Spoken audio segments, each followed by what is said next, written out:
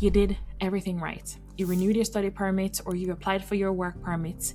You're safe, you're secure.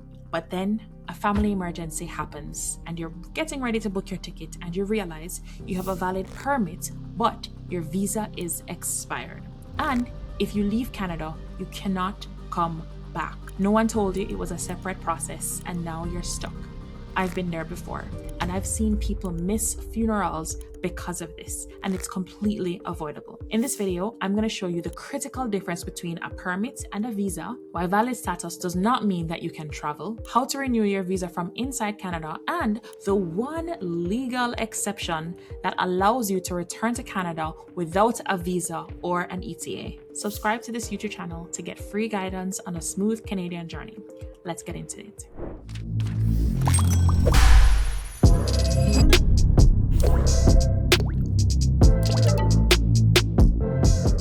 Now, if you're in Canada as an international student or a work permit holder, you might be wondering, or you might not even realize that you have this issue coming up. What happens when your visa is about to expire or after it expires? Maybe you don't even realize that it has expired. By the end of this video, you're going to be more aware and know exactly how to trod this path. So first, let us answer the very important question. What is the main difference between a visa and a permit? So a permit, a study permit or a work permit allows you to legally study or work inside Canada. A visitor's record is also somewhat like a permit, which allows you to legally extend your stay within the country as a visitor. A visa, however, or an ETA, electronic travel authorization for people from visa-exempt countries, allows you to enter Canada. So it's usually tied to your passport. It's a stamp in your passport or an electronic travel authorization that you get. And when you get to the border, you show them, and or when you're about to get onto a plane, you show them that you have the correct authorization to enter a country.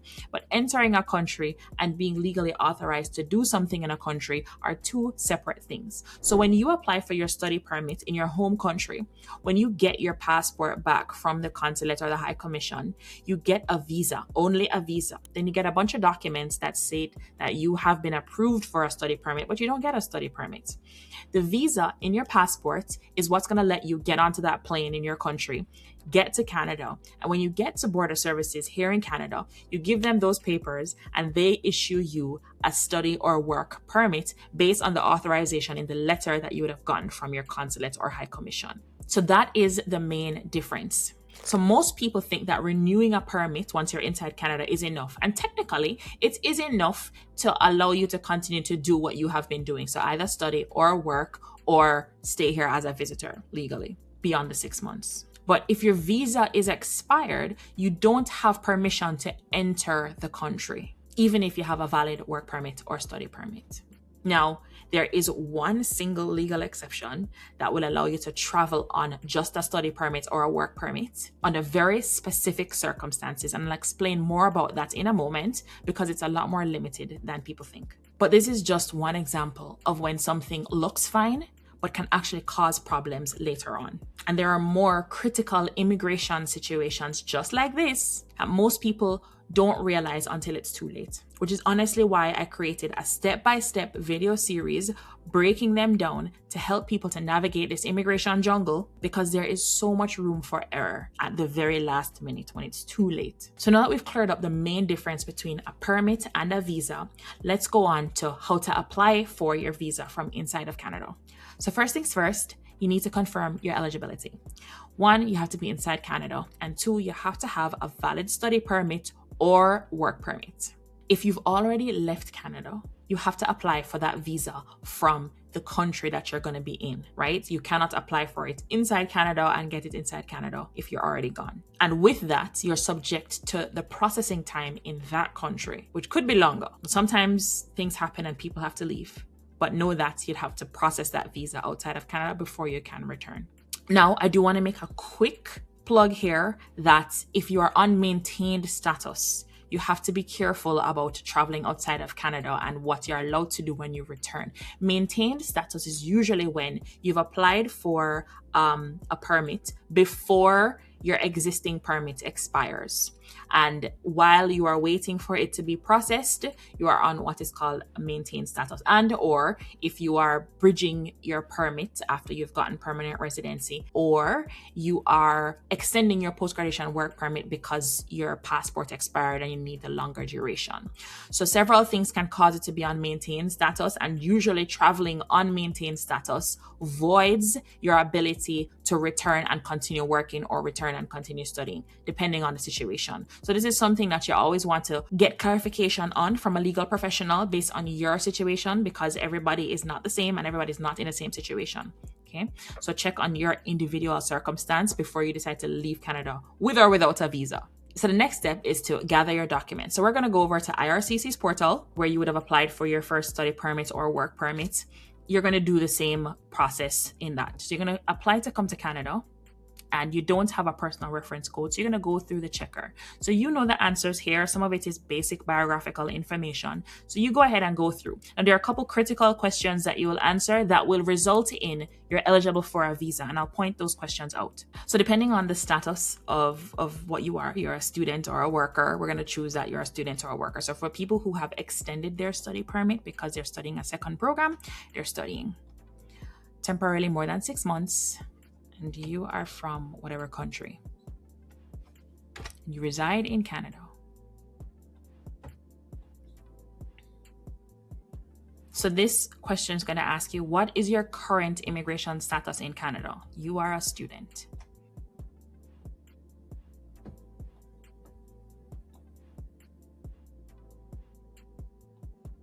Okay. And see, based on the answers that I've given it as a student or as a worker, it gives you two options. So if you already have your study permit, or if you didn't, then that top one would be for you. Now I already have my study permit and now I'm just getting the visa. So I need the temporary resident visa. So you're going to click on continue on that option there. So you're almost there, and there are a couple more questions that it's going to ask you. So which of the following best describes your situation? So you are you have a study permit, right? If you have a specific level of education, yada, yada, yada, you know what your situation is. I have a study permit. Or if you're on a post-graduation work permit, I have an open work permit. So I have a study permit. Have you had a medical exam? You decide if that's what you did. And some of these questions are very straightforward. And so you know the answer because it's based on your situation. In the last 10 years, have you given your biometrics? Usually you probably did your biometrics when you got your study permit or your last work permit. So you can say yes if you did. All right. And once you've completed the questionnaire, you want to go through and make sure that you've answered everything correctly, everything honestly, and you proceed to the next section, which is going to give you your document checklist essentially. So here is what they are expecting you to provide now that you're applying for your temporary resident visa, either as a student or a worker. There is your application form. They are looking for your recent educational transcript. They're looking for proof of the next term of enrollment if you're if you're extending your study permit because you're doing a new program. They're looking for your current work permit. So remember we spoke about eligibility and we said you have to have a valid study permit or work permit. This is here asking here, is this required? There it is required. However, on IRCC's page about visitors visas for workers and students who can apply, there is a section that talks about if you've applied online to extend your study permit or work permit, if we approve the application, we send you a message saying that it has been approved, right? And after they approve the extension of your work permit, you can apply even before, here it is, even before you get your new work or study permit in the mail. All you have to do is provide a screenshot of the approval message, your application number, and any other document that proves that you have valid and you have a valid and approved study or work permit extension. So this is straight from the IRCC website. Of course, always get confirmation from a legal professional if you're unsure about anything and you want confirmation on what you can do and what you should upload in this section. So if you're waiting for it to come in the mail, if Canada Post is striking or something, and you need to get this done, here it is where they're giving you permission to apply even before you get it in the mail. It is plain and clear in black and white right here. But disclaimer, this is not legal and professional advice, information only. So let us continue, right? So then your passport, your provincial attestation letter, proof of means of financial support, and your photo. Any additional things is if you are going to a funeral or if you have to go to a family emergency, you can give an explanation letter as to what's going on, where you're traveling, but also generally speaking, if there's anything that you need to explain with the client's information, you can do that. This is for people who are making an application outside of Canada and is not required if that's not your situation.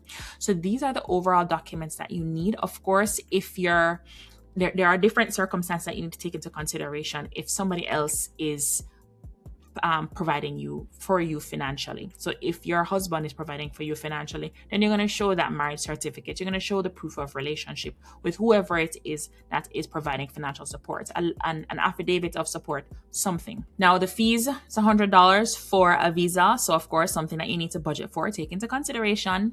And those are the documents and things that you need for your visa. Now, what happens if you leave Canada before you get your visa, and when should you be applying for this visa? Now, this is just a visa versus a permit situation, and it's just one example. And this is why I always say people run into problems because they don't necessarily understand the full system, and when they do realize, it's too late. If you're trying to figure out your pathway to permanent residency without guessing, without following what somebody else did, and without wasting time on options that don't apply to you, I've created a strategy first, step-by-step video series that breaks down how Canada actually selects people for permanent residency, how to assess your competitiveness, and how to identify which immigration paths realistically apply to your situation. It also helps you understand things like your NOT code, your tier, your express entry competitiveness, and how your job, language, and education all affect your chances. So instead of trial and error or hope, because hope is not a strategy, you're making decisions with clarity. If you want that, you can check out the course linked in the description below or by going to astoldbycanadianimmigrants.com/course. And it's going to be somewhere on the screen here. So processing times are going to vary like for any immigration process, right? And like we said, if you're inside Canada, it's a processing time inside Canada. If you leave, then you're going to be subject to the processing time in that country. Now, processing times for a visa is going to be different from processing times for an electronic authorization, which is for people from visa-exempt countries. An ETA is way quicker, way easier to get, and usually you get it within minutes. Sometimes it could take up to 72 hours if they're requiring documentation based on the application you submitted.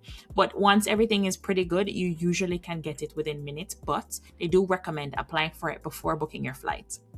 Now, for people who have to get visas, just for a sanity check, I mean, you're going to do this exercise when you are applying because processing times change. But for right now, let's just see what the processing times are. So select the application. You are visiting, studying. You are applying for a visitor's visa from inside Canada. Get the processing time, 12 days. What? But remember that this processing time does not take into consideration, does not include if you have to give biometrics, and does not include time for you to send your passport to them and time for them to send your passport back to you. So you can add on like a week or two to this. That would be nice and safe, especially if you have to travel in an emergency. I would suggest working with a legal professional who can help you to figure out how to communicate to them that this is urgent, rush. Of course, no guarantees, but don't bank on this 12 days. 12 days is up to the decision, right? Then after the decision is made, you have to send off your passport and they have to stamp it and send it back to you, right? But this is nice. Let us say you were to do it from outside of Canada. Let's say you had to leave, right? You had to go home. Processing times 20 days. That's not bad. But still, again, doesn't include sending the passport and getting back the passport.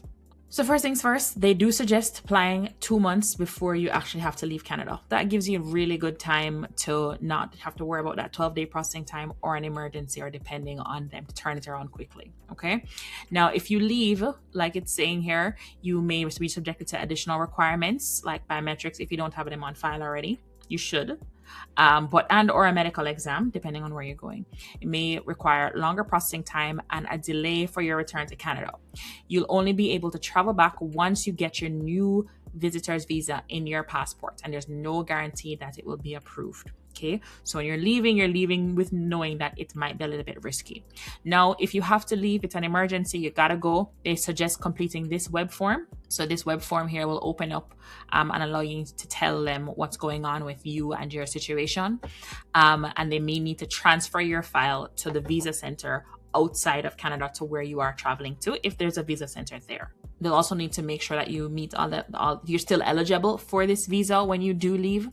And if you don't contact them, there could be processing delay, or your passport could be returned without a visa.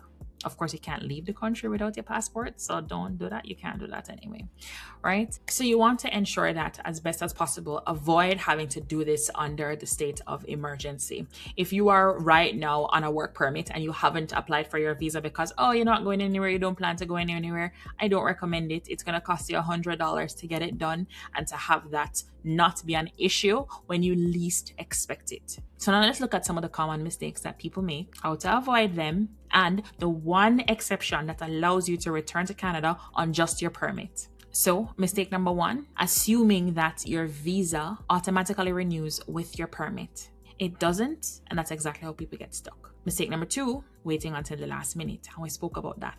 Processing times vary. Sometimes the postal company strikes, we know this. And if something is missing or you get refused and you have to reapply and you don't have enough time, then whatever emergency that you need to respond to, you're not able to respond to it. And I've seen this happen many times.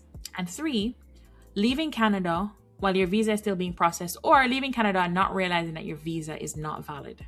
Now, here's a narrow exception that applies to people who can travel back to Canada on just a permit. And I did this in 2014. I had no visa.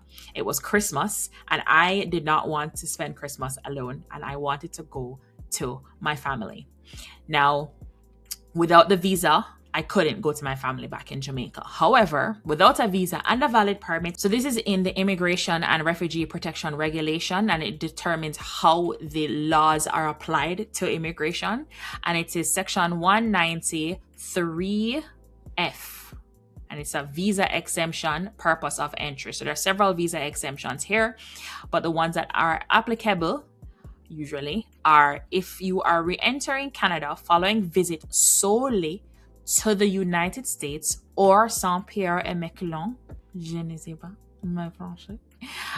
If they held a study or work permit that was issued before they left Canada on such a visit, or where authorization to enter and remain in Canada on a temporary residence. So if you have a valid study or work permit and you left and you only went to these two places, the United States, Saint-Pierre and Miquelon is an island just off the coast of Newfoundland and Labrador that is a French territory. So that is a bit of geography for you. And if you return to Canada before your permit expires, before your validity to stay within Canada expires. So I did this back in 2014. I went to New York. I went via bus. So I didn't go on a plane. I went on land. And what I did was printed out this part of the regulations, because when you are at the border, no matter, yes, you need to know your rights. And this is how you can protect yourself, by knowing what the law is, having a copy of the law so that you can reference it in case the officer that you're dealing with does not know that law in that moment. But a lot of things are subject to the Border Services agent. Okay, so there is a little bit of a risk when dealing with this. Of course, don't do these things on implied status. Like they said, valid work permit, valid study permit, only to the US. So you can't go to the US and then go Jamaica and come back to the US and then come in. Nope, you can only go to those two places, stay in those two places, and return to Canada from only being in those countries. That is United States and St. Pierre and Miquelon. Okay, so that's very, very, very specific. But the United States is a big place, which is a nice, big, but narrow specificity.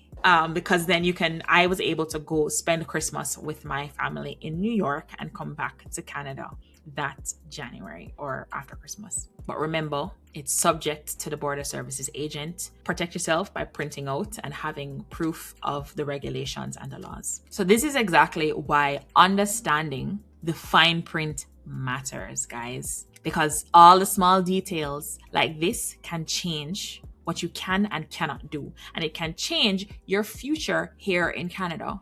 So When I created my course, my video series, it was a strategy first course. So you can navigate this Canadian immigration. No more guessing what your immigration route is going to be. No more worrying about the express entry draws if they don't even apply to you. Instead of guessing, my course helps you to understand how Canada is actually going to pick people and how to get yourself selected by assessing which paths realistically apply to you. Also help you to assess your competitiveness and how can you improve your competitiveness before you make any decisions. My goal is to help you to not find out when it's too late. It's to help you to determine how to make these decisions and plan with clarity. And that is exactly what the course is going to help you to do. If you want, you can check it out by clicking the link in the description or scanning the QR code on screen or going to CanadianImmigrants.com/course. And a quick bonus section before we wrap up. Please, for your sake and the sake of the time when you need to apply, especially if you need to apply in a hurry, always keep good digital copies of all your important documents, your study permits, your work permits, your passports, your visa, anything that you have currently that is going to be needed at the time of an application. Have those things handy. Have a digital file on it. It can be on your computer and in a cloud somewhere, like in Google Cloud, properly labeled. First name, last name, passport. First name, last name, work permit. First name, last name, marriage certificate. So just in case you need to apply for anything quickly, if it is an emergency and you're watching this video under emergency, under duress, if you have that already, you don't have to be scrambling to find it out. First name, last name, language results. First name, last name, education credential assessment. All the documents that could apply to your immigration application, just have them in a nice little folder, label them properly, and it will help you in the rest of your immigration history here in Canada, or future rather. But also set reminders on the expiration dates and the renewal timelines on any of your permits. So put it in your calendar, put an alarm on your phone to alert you in a month, alert you in a week, alert you in 2 months, because a little preparation today prevents a big headache tomorrow. And if you're navigating Canada as a student or worker, these small details matter more than you think. So be sure you're subscribed to this YouTube channel. It's the simple, free way to help you to stay on track with your Canadian immigration goals, and also the simple, free way to support this channel to help us to reach more people just like you. Remember, stop guessing your immigration route. Start planning with clarity by getting the course. As told by CanadianImmigrants.com/course, and I will see you in the next video. If you find value after watching this video, please hit the like button and consider subscribing to this channel.